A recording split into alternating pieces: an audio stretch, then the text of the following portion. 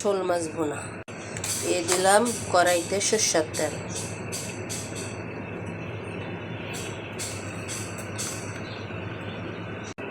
তারপরে দেব কাঁচা সরষের তেলের মধ্যে মাছগুলো ছেড়ে দেব। মাছ দেব, এখনো চুলাটা জ্বালাই নেই, পরে একটু পর জ্বালাবো।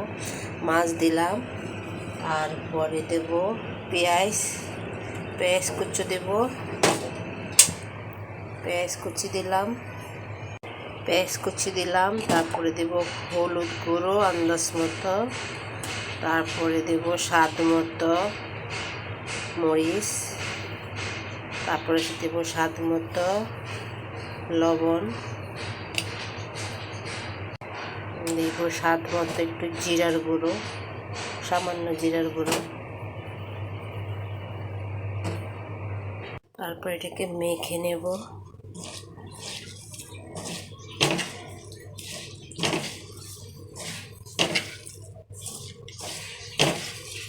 ভালো করে মেখে নেব। এটা কলা পাতার মধ্যে দিলেও ভালো লাগতো, এখানে কলা পাতা পাওয়া যায় না, তার জন্য কড়াইতে দিলাম। কলা পাতা পাই না, তার জন্য কড়াইয়ের মধ্যে দিয়ে দিলাম। আর একটু সরষের তেল দেব,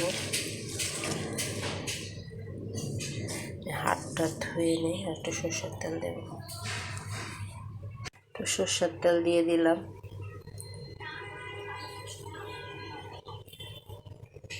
তারপরে দিয়ে দেব জল, নেড়ে চেড়ে নেব, একটু নেড়ে চেড়ে চুলাটা জ্বালিয়ে দেবো। এবার এতক্ষণ চুলা জ্বালাইনি, এখন চুলাটা জ্বালিয়ে দেব। চুলাটা জ্বালিয়ে দিলাম।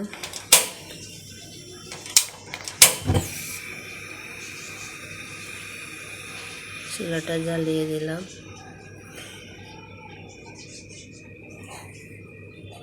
চুলাটা জ্বালিয়ে দিয়ে এবার একটু ঢেকে দেব, একটু ভালো করে ঢেকে দেব।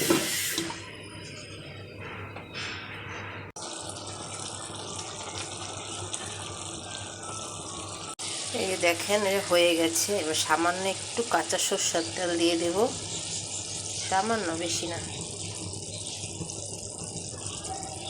তারপরে চুলাটা নিভিয়ে দেব। রেডি হয়ে গেল। কাঁচা সরষের তেলটা দিয়ে দিয়েছি। যদি একটু ধনিয়া পাতা থাকতো দিয়ে দিতাম, ধনিয়া পাতা নাই, তার জন্য দিতে পারলাম না। এবার নামিয়ে নেব। শোল মাছ ভুনা।